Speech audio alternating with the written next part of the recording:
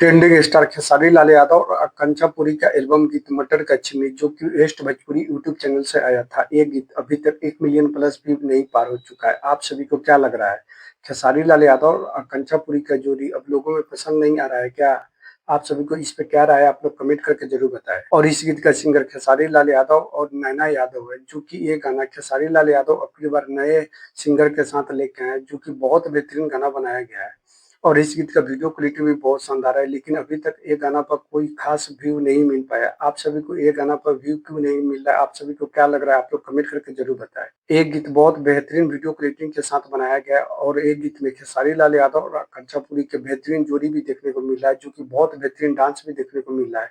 लेकिन अभी तक ये गाना कुछ खास व्यू नहीं मिल पाया। देखिए, ये पहला बार हुआ है कि खेसारी लाल यादव और आकांक्षा पुरी का एल्बम गीत, जो कि अभी तक 1 मिलियन भी नहीं व्यू पार किया, जो कि अभी तक ये गाना आए हुआ 10 घंटा भी हो चुका है।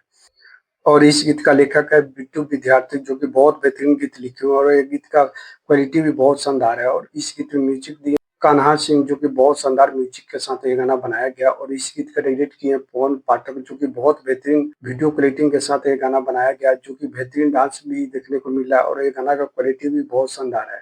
आप लोग कमेंट करके जरूर बताएं, आप सभी को ये गीत कैसा लगा है।